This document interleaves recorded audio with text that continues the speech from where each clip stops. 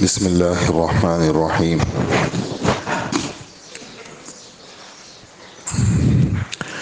اسلامی عقائد میں ایمان کا بیان۔ ایمان کسی کی بات کو کسی کے اعتماد پر یقینی طور سے مان لینے کو کہتے ہیں، اور شریعت میں اللہ کے رسول کی خبر کو صرف اللہ کے رسول کے اعتماد پر مشاہدہ کیے بغیر یقینی طور سے مان لینے کو کہتے ہیں۔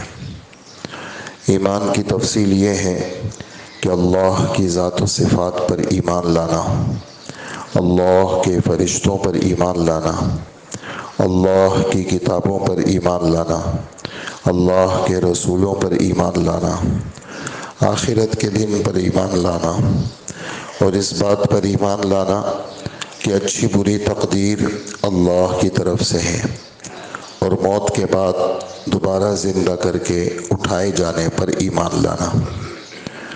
اب اس کی تفصیلات آپ حضرات سنیں گے، اور یہی ہمارا عمومی طور پر فجر رمضان کا موضوع ہے۔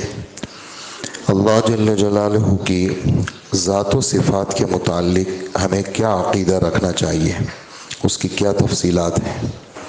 تو اس میں پہلی بات کہ اللہ جل جلالہ ایک ہے۔ اللہ جل جلالہ ایک ہے، اللہ کے ساتھ کوئی شریک نہیں ہے۔ یہ ایک ہونا ہمارے رب نے بہت زیادہ بیان کیا ہے، ایک ہونا۔ کافروں نے ہمارے نبی صلی اللہ علیہ وسلم سے پوچھا کہ ہمارے انسانوں کے نسب نامے ہیں، جانوروں کے بھی نسب نامے ہیں، اور گھوڑوں کے بھی نسب نامے ہیں۔ جس اللہ کی طرف آپ بلاتے ہیں اس اللہ کا نسب نامہ کیا ہے؟ نعوذ باللہ، یعنی اس اللہ کا نعوذ باللہ باپ کون ہے، ان کا باپ کون ہے۔ تو اس پر اللہ جل جلالہ نے یہ والی آیت نازل فرمائی جو ہم آپ پڑھتے ہیں اور یاد بھی ہے سب کو، قل هو اللہ احد۔ آپ کہہ دیجئے کہ اللہ ایک ہے، اللہ ایک ہے۔ پھر آگے ہمارا عقیدہ ہے کہ اللہ بے نیاز ہے، یعنی اللہ کسی کا محتاج نہیں ہے، صمد جس کو کہتے ہیں۔ اور صمد کی تعریف یہ ہے کہ جتنی مخلوقات ہیں وہ سب اپنی چھوٹی بڑی تمام ضرورتوں کے اندر اللہ کی محتاج ہے، اور اللہ جل جلالہ اپنے کسی ضرورت کے پورا کرنے کے اندر کسی کے بھی محتاج نہیں ہے۔ تو اللہ ایک ہے۔ یہ ایک تو یہ آیت آپ نے سنی۔ ایک دوسرے پارے کے اندر وَإِلَٰهُكُمْ إِلَٰهٌ وَاحِدٌ، تمہارا معبود صرف ایک ہے۔ وَمَا مِنْ إِلَٰهٍ إِلَّا إِلَٰهٌ وَاحِدٌ، کوئی بھی معبود نہیں ہے، صرف ایک ہی معبود ہے۔ یہ بھی قرآن پاک کی آیت ہے۔ وَمَا مِنْ إِلَٰهٍ إِلَّا اللَّهُ، کوئی بھی معبود نہیں ہے، صرف اللہ معبود ہے۔ یہ مضمون پورے قرآن پاک کے اندر فاتحہ سے لے کر اخیر تک اللہ کا ایک ہونا، اللہ لا الہ الا هو الحی القیوم، اب یہ صفات آ جاتی ہیں، لیکن اللہ جل جلالہ کا صرف ایک ہونا۔ وقال اللہ لا تتخذوا الہین اثنین انما هو الہ واحد، 14واں پارہ سورہ نحل، اور 14ویں پارے کا بالکل آدھا۔ اللہ جل جلالہ نے فرمایا کہ دو معبود یا دو سے زیادہ معبود اس کی پیروی مت کرو، معبود تو صرف ایک ہی ہے۔ تو یہ مضمون پورے قرآن پاک کے اندر ہمارے رب نے ذکر فرمایا ہے، اور یہ بات بھی 17ویں پارے کے اندر ہے۔ اللہ جل جلالہ فرماتے ہیں کہ اگر اللہ کے سوا ایک اور معبود ہوتا تو آسمان اور زمین کے اندر جو تمہیں ٹھہراؤ نظر آتا ہے یہ ٹھہراؤ نہیں ہوتا، آسمان اور زمین کے اندر بگاڑ آ جاتا۔ تو یہ جو آسمانی اور زمینی اور سورج کا جو نظام صحیح چل رہا ہے، یہ اس کا صحیح چلنا اس بات کی علامت ہے کہ اللہ ایک ہے، اللہ کے ساتھ کوئی شریک نہیں ہے۔ یہاں تک کہ وہ بڑے بڑے سائنسدان جو مسلمان نہیں تھے، وہ جب وہ خلائی سفروں پہ گئے اور جا کر کے واپس آئے تو ان کے بیانات جو انہوں نے لوگوں کے سامنے دیے، انہوں نے کہا کہ ہم نے جو اوپر کا نظام دیکھا ہے وہ نظام خود بخود نہیں چل رہا، ایک منظم طاقت ہے جو اس نظام کو کنٹرول کر رہی ہے۔ اور بعض اس میں سے عیسائی بھی تھے، عیسیٰ علیہ السلام کے مذہب کو ماننے والے، تو انہوں نے کہا کہ یہ وہی اللہ ہے جس کا ذکر ہم اپنی کتابوں میں دیکھتے ہیں کہ یہ پورا آسمانی جتنا بھی نظام سیارات کا ہے، سورج کا ہے، ستاروں کا ہے، یہ کوئی طاقت ہے جو اس کے پیچھے ہے، جو اس نظام کو اکیلے چلا رہی ہے، اور اس نظام کے چلانے میں اس کے ساتھ کوئی شریک نہیں ہے۔ تو ایک ہم سب کا عقیدہ وہ یہ ہے کہ ہمارا رب، ہمارا معبود، ہمارا اللہ وہ کیا ہے؟ ایک ہے، ایک پہ بات چلے گی۔ یہ بہت ساری باتیں، اب اس میں کافی باتیں ہیں، کافی آیتیں ہیں، کافی احادیث ہیں، بس مختصر سا میں نے 2-3 آیتیں، 4 آیتیں آپ کی خدمت میں پیش کی کہ معبود وہ صرف ایک ہے، ایک معبود ہے، یعنی اللہ جل جلالہ ایک ہے، اللہ کے ساتھ اس یکتائی کے اندر کوئی بھی شریک نہیں ہے۔ اسی طرح جتنی بھی صفات ہیں وہ سب صفات اللہ جل جلالہ صفات میں بھی اکیلا ہے، اس صفات کے اندر بھی اللہ اکیلے ہیں۔ بخشش، معاف کرنا، آگے باتیں آ رہی ہیں، یہ ایک ایسا وصف ہے کہ گناہوں کی بخشش، جنت کا فیصلہ، کسی بندے کو جنتی بنانا، کسی بندے کے گناہوں کو بخش دینا، یہ انسان کے بس میں نہیں ہے، یہ صرف اللہ کا کام ہے۔ کوئی کائنات کا کوئی فرد چاہے وہ کتنا بڑا پیغمبر ہو، وہ کسی کو بخش نہیں سکتا کہ بھئی آ جاؤ بس تم ہمارے ہو تو ہم نے تمہیں بخش دیا۔ وہ سفارش کر سکتا ہے، اور سفارش بھی وہ اللہ کے حکم سے کر سکتا ہے۔ من ذا الذی یشفع عندہ الا باذنہ، کہ جو بھی سفارش کرے گا وہ اللہ کے حکم سے کرے گا۔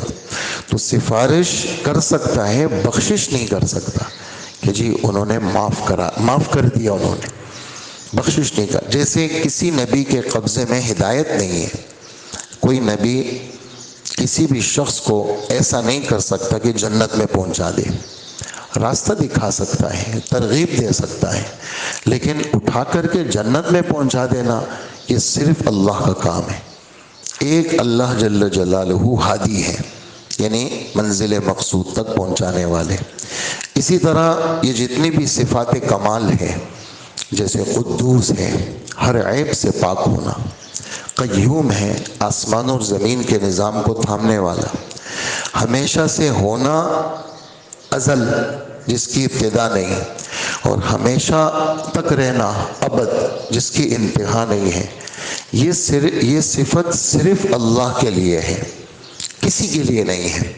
یعنی اللہ کی ابتدا نہیں ہے اور اللہ کی انتہا نہیں ہے۔ تو اللہ جل جلالہ جیسے اپنے ذات میں اکیلی ہے کہ ذات کے اندر اللہ کے ساتھ کوئی شریک نہیں ہے، ایسے ہی اللہ جل جلالہ اپنے صفات میں اکیلے ہیں، صفات میں اللہ کے ساتھ کوئی شریک نہیں ہے۔ کچھ صفات اللہ پاک نے تقسیم کی ہیں، جیسے رحیم، یہ اللہ کے رسول کو بھی یہ وصف ملا ہے۔ اسی طرح رؤوف، یہ اللہ کے رسول کو بھی وصف ملا ہے۔ رشید، یہ ملا ہے وصف۔ لیکن بہت ساری صفات ایسی ہیں جس میں صرف اللہ کے ساتھ کوئی شریک نہیں ہے۔ قدوس کی صفت ہے، رحمان کی صفت ہے، رزاق کی صفت ہے، غفار کی صفت ہے، غفور کی صفت ہے۔ اسی وجہ سے علماء مفتیان کرام لکھتے ہیں کہ کسی کا نام اگر عبد الغفور ہے تو آپ اس کو غفار بھائی، غفور بھائی نہیں کہہ سکتے، اور اس کو حضرات نے گناہ کبیرہ کہا ہے کہ آپ وہ صفت جو اللہ کے لیے خاص ہے وہ آپ غیر کے۔ رحمان بھائی آ گئے، جی رحمان بھی آ گئے، رحیم بھائی تو کہہ سکتے ہیں آپ، لیکن رحمان بھائی نہیں کہہ سکتے. یہ رحمان جو ہے یہ صرف اللہ کی صفت ہے، اور غفار صرف اللہ کی صفت ہے، غفور صرف اللہ کی صفت ہے، اور قدوس صرف اللہ کی صفت ہے. تو اللہ اپنی ذات میں بھی اکیلے ہیں اور اللہ اپنی صفات میں بھی اکیلے ہیں. ہم اللہ کے متعلق کیا عقیدہ رکھیں گے اس کی تفصیلات آج شروع ہوئی ہیں، وہ آپ کی خدمت میں بیان ہو رہی ہیں. اسی طرح جتنی بھی صفات ہیں ہمارے رب کے اندر وہ سب کامل موجود ہیں. جیسے ہم انسان ہیں، کوئی چیز میں نے سیکھنے گیا تو آج میرے پاس تھوڑا علم ہے اس کا، میں نے آج نیا سبق لیا تو میرے علم میں اضافہ ہو گیا. اسی طرح کل میں نے ایک اور سبق لیا تو میرے علم میں اور اضافہ ہو گیا. تو یہ جو میرے پاس صفت علم ہے یہ آہستہ آہستہ بڑھ رہا ہے. ایسا نہیں ہے کہ میرے پاس علم ہے تو بس اب اس میں کوئی تبدیلی نہیں ہو سکتی. اللہ جل جلالہ کا معاملہ ایسا نہیں ہے. اللہ کے پاس اگر صفت علم ہے تو وہ کامل درجے کا ہے. ایسا نہیں ہے کہ اللہ پاک کو تھوڑا علم تھا پھر بڑھتے بڑھتے پورا ہو گیا. تو یہ تھوڑا پھر پورا ہو جانا یہ مخلوق کی صفت ہے. تھوڑا پھر پورا ہو جانا یہ مخلوق کی صفت ہے. اللہ جل جلالہ اس طرح کی کمی سے پاک ہے. یہ والی بات کیجیے اللہ جل جلالہ کا علم بڑھ گیا، یہ جملہ مخلوق کے لیے کہہ سکتے ہیں، یہ اللہ کے لیے نہیں کہہ سکتے. اللہ جیسے ذات میں کامل ہے ایسے ہی اللہ صفات میں بھی کامل ہے. نقص اور نقصان سے اللہ کی ذات پاک ہے. یعنی صفت کے حوالے سے جو کمال ہے وہ اس میں ترقی نہیں ہو سکتی، بس پہلے دن سے ہی پورا ہے. اس کے اندر اضافہ یا اس کے اندر کمی یہ اللہ کی شان کے خلاف ہے. اللہ کی شان کے ساتھ یہ چیزیں نہیں لگتی، بلکہ اللہ جل جلالہ میں جتنی بھی صفات ہیں وہ اللہ پاک کی صفات وہ ساری کی ساری پوری ہے اور کامل ہے. اور اللہ جل جلالہ ہر صفت کے اندر وہ کیا ہے کمال تک اللہ پاک پہنچے ہوئے ہیں. اور یہ والی بات بھی جیسے ایک ہونا، صفات کے اندر ایک ہونا، ذات میں ایک ہونا، جیسے ہم یہ تسلیم کریں گے ایسے ہی صفات کا کمال بھی ہمیں تسلیم کرنا ہے. صفات کے اندر آج تھوڑی سی کمی ہے، کل اور زیادہ ہو جائے گی، پرسوں اور زیادہ ہو جائے گی. یہ ہم آپ کے لیے تو درست ہے، لیکن اللہ کے لیے اس طرح کی باتیں وہ ٹھیک نہیں ہیں، وہ آدمی کے عقیدے کو خراب کرنے والی باتیں ہیں. اسی طرح کوئی چیز بھی اللہ جیسی نہیں ہے. کسی چیز کی مماثلت یہ تو اللہ جیسی ہے نہیں. لیس کمثلہ شیء 25واں پارہ سورہ شورا، اور سورہ شورا کا بالکل شروع ہے، دوسرا رکوع ہے. لیس کمثلہ شیء، اللہ جل جلالہ جیسا کوئی نہیں ہے. لیسا اللہ پاک ہر چیز سے نرالے ہیں، اللہ جیسا کوئی نہیں ہے. مخلوق جیسے ہاتھ پیر سے وہ پاک ہے. مخلوق کے یعنی اللہ کے لیے سماعت کا لفظ ہے، اللہ سننے والے ہیں، لیکن ہمارے آپ جیسے کانوں کا وہ محتاج نہیں ہے. اللہ دیکھ رہے ہیں، ہم دیکھنے میں آنکھوں کے محتاج ہیں، اللہ آنکھوں کے محتاج نہیں ہیں. ہم بولتے ہیں، ہم زبان کے محتاج ہیں. ہم ہاتھ پیر کے پکڑنے کے لیے اگر ہاتھ نہیں ہوں گے، یہ انگوٹھا بھی اگر نہیں ہوگا تو ہم معذور ہیں، کیونکہ انگوٹھا نہیں ہے، جس کی وجہ سے ہماری یہ 4 انگلیاں وہ کام نہیں کر سکتی جو انگوٹھے کے ساتھ کر سکتی ہے. ہم اس پکڑنے کے اندر ہاتھوں کے محتاج ہیں، ہم چلنے میں پاؤں کے محتاج ہیں. چونکہ ہم انسان ہیں، ہم بہت ساری چیزوں میں ہمارے اندر کیا ہے صفت احتیاج ہے، ہم محتاج ہیں. لیکن اللہ جل جلالہ مخلوق جیسے ہاتھ پیر سے وہ بالکل پاک ہے. اللہ پاک جسم سے پاک ہے. اللہ پاک کی آنکھیں ہیں لیکن ہماری جیسے نہیں ہیں. اللہ پاک سنتے ہیں لیکن ہمارے جیسے کان نہیں ہیں. اللہ جل جلالہ ہمارے جیسے بدن کے اعضاء سے کیا ہے پاک ہے. تو ہم اللہ کو کیسے پہچانیں گے؟ ہم اللہ کو اللہ کی صفات کے ساتھ پہچانیں گے کہ اللہ خالق ہے. دیکھو اس کتنی مخلوقات کو بنایا ہے، اور اللہ جیسا کوئی بنا نہیں سکتا. کتنی مخلوق کہاں سے کہاں پہنچ گئی، لیکن زمین کے بالکل جڑوں میں نہیں پہنچ سکی. 6 کلومیٹر تک گئے، آگے ایک خطرناک قسم کا چٹان ہے، دنیا کی ساری مشینریاں فیل ہو گئی ہیں، وہ آگے نہیں جا سکتی. بہت بلندی پہ راکٹ چلے گئے، بہت چاند پہ بھی پہنچ گئے، لیکن آسمان تک پہنچے ہیں؟ نہیں پہنچ سکتے. آسمان موجود ہے، اللہ کا بیان ہے کہ آسمان بغیر ستون کے ہیں. اَوَلَمْ يَرَوْا إِلَى السَّمَاءِ فَوْقَهُمْ كَيْفَ بَنَيْنَاهَا وَزَيَّنَّاهَا وَمَا لَهَا مِنْ فُرُوجٍ. یہ لوگ نہیں دیکھتے کہ ہم نے ان کے اوپر آسمان کیسے بنایا، اور ہم نے ستاروں سے آسمان کو خوبصورت بنایا. ہم نے اس کو ایسا مضبوط بنایا ہے کہ اس میں کوئی تم دھراڑ نہیں دیکھ سکتے، کوئی پھٹن نہیں ہے اس آسمان میں. تو آسمان موجود ہے. اچھا، جب یہ لوگ نہ پہنچ سکے تو کہنے لگے یہ دھواں ہے، یہ کچھ نہیں ہے.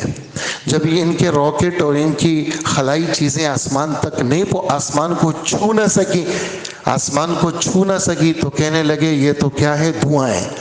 اور اللہ بیان فرما رہے ہیں کہ یہ دھواں نہیں ہے، یہ جسم ہے. اور معراج کی حدیث جو متواتر حدیث ہے، اس میں آسمان کے لیے دروازوں کا ذکر ہے. جبرائیل علیہ السلام جیسے پہنچ گئے، دروازے کو دستک دی، ٹک ٹک ٹک. اندر سے آواز آئی، کون ہیں آپ؟ کہا میں جبرائیل ہوں. آپ کے ساتھ کون ہیں؟ کہا میرے ساتھ محمد صلی اللہ علیہ وسلم ہے. کہا جی آپ کے ساتھ جو محمد صلی اللہ علیہ وسلم ہے، اوپر سے ان کو اجازت ہے آنے کی؟ کہا جی ہاں اجازت ہے. اب دروازہ کھلا، آسمان کا دروازہ کھلا، اور جبرائیل اندر گئے، اللہ کے رسول اندر گئے. تو آسمان موجود ہے اور آسمان کے دروازے موجود ہیں. یہ تو حدیث جبرائیل ہے. اور اما پارے کے اندر پہلے رکوع میں قیامت کا بیان ہے. اللہ پاک فرماتے ہیں وَفُتِحَتِ السَّمَاءُ فَكَانَتْ أَبْوَابًا. کل قیامت کے دن آسمان ایسے کھلیں گے اور دروازوں کی شکل میں ہو جائیں گے.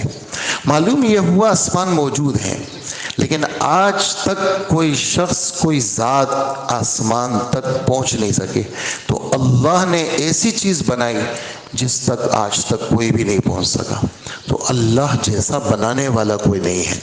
اس وجہ سے ہم اللہ کو صفات سے پہچانتے ہیں. اللہ خالق ہے، اللہ رازق ہے، وہ رزق دیتے ہیں.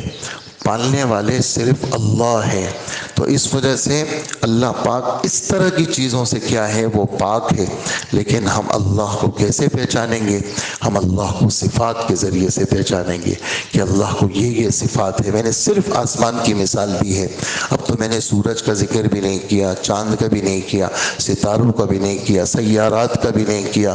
کتنے سارے سیارات ہیں، کتنے ساری چیزیں ہیں جو صرف اور صرف ہمارے رب کی بناوٹ ہے. ہمارے رب جیسا کوئی نہیں ہے.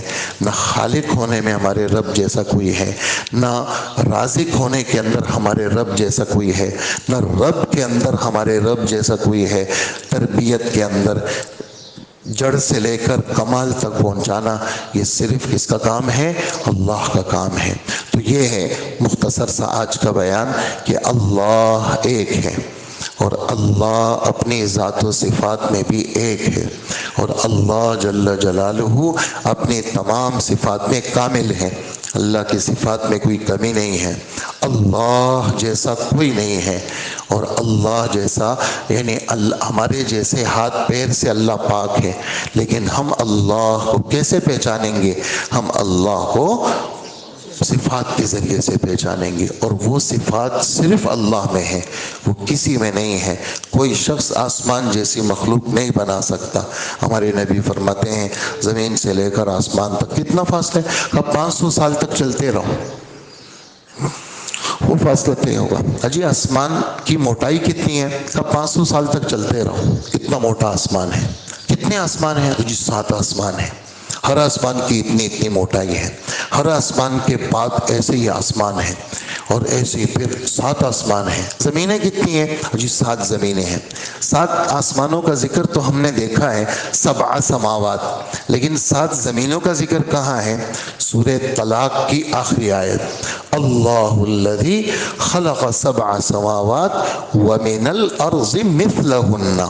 اللہ کی ذات نے 7 آسمان بنائے، اللہ کی ذات نے زمین کو بھی 7 آسمانوں جتنا بنایا. یعنی جیسے آسمان 7 ہیں ایسے ہی زمینیں بھی کیا ہیں؟ 7 ہیں. تو نہ زمین کی تہ تک کوئی پہنچ سکا، نہ آسمانوں تک کوئی پہنچ سکا. ہاں ہم مانیں گے کیونکہ قرآن میں ذکر ہے، ہمارے نبی گئے ہیں. کہاں تک گئے ہیں؟ سدرۃ المنتہا، 7 آسمان کے بھی اوپر گئے ہیں. کہاں تک گئے ہیں؟ عرش تک پہنچے ہیں، کرسی تک پہنچے ہیں، اللہ کو سجدہ کیا ہے، اللہ کے سامنے سلامی کے الفاظ پیش کیے ہیں. تو یہ ساری چیزیں کیا ہیں؟ موجود ہیں. اور ہم دل کے یقین کے ساتھ ان سب کے وجود کو تسلیم کرتے ہیں، اور اس کے وجود کے ساتھ ہم اللہ کو بھی تسلیم کرتے ہیں کہ ان سب کو بنانے والے صرف کون ہیں؟ وہ اللہ کی ذات ہے. اسی پر بات ختم کریں گے. اللہ ہم سب کو عمل کی توفیق عطا فرمائے. الحمدللہ رب العالمین والصلاة والسلام علی نبینا محمد وآلہ واصحابہ اجمعین. اے اللہ ہمارے گناہوں کو معاف فرما، اللہ ہماری مغفرت فرما، اللہ فتنوں سے ہماری حفاظت فرما، آزمائشوں سے ہمیں محفوظ فرما، ہر ظاہری باطنی بے حیائی سے ہماری حفاظت فرما، ہمارے دل دماغ کو آوارگی سے بچا لیجئے. اللہ ہمارے عقیدے کی اصلاح فرما، عمل کی اصلاح فرما، اخلاق کی اصلاح فرما. ہم سب کی یا اللہ ذہنی قلبی بدنی تربیت فرما، ذہنی قلبی بدنی تربیت فرما. آج جمعے کا مبارک دن ہے، اے اللہ غفلت کی نیند سے ہماری حفاظت فرما، جمعے کی اچھی تیاری ہمیں نصیب فرما، صلاۃ التسبیح ہم میں سے ہر ایک کو پڑھنا نصیب فرما، درود شریف کی کثرت ہمیں نصیب فرما، سورہ کہف پڑھنا ہمارے لیے آسان فرما، جمعہ وقت سے پہلے مسجد کی حاضری نصیب فرما، عصر سے مغرب ذکر میں ہمارا وقت گزار دیجئے. اے اللہ ہر گناہ سے بچا لیجئے، آج کا روزہ آسان فرما لیجئے، اور اے اللہ اپنے دربار میں روزے کو قبول فرما اور ہمیں ہر بلا آفت سے محفوظ فرما. اللہ پوری دنیا میں جہاں مسلمان اس وقت پریشان ہیں اور جس غم اور کرب اور بے قراری میں ہے، ان کو یا اللہ اس سے نجات عطا فرما، اور ہر مسلم کی حفاظت فرما، ہر مسلم کو سچی توبہ نصیب فرما، اور پوری دنیا کے جتنے کافر ہیں ان سب کے دلوں کو کلمہ طیبہ اور مذہب اسلام کی طرف مائل فرما. ہم سب کو ہر طرح کے آسمانی، زمینی، فضائی، سمندری طوفان، ہر عذاب سے ہمیں محفوظ فرما، ہر چور ڈکیت اور ڈاکو سے ہماری حفاظت فرما، ہر جادو، نظر، حسد، جنات سے ہم سب کو محفوظ فرما، دائیں بائیں آگے پیچھے اوپر نیچے 100% ہماری اور ہماری اولاد کی تمام ایمان والوں کی حفاظت فرما. ہمیں 100% عافیت عطا فرما، ظاہری باطنی سلامتی ہمیں نصیب فرما. ہم سب کی دعائیں قبول فرما. وصلی اللہ وسلم علی حبیبنا محمد وآلہ واصحابہ و امتہ اجمعین. آمین برحمتک یا ارحم الراحمین.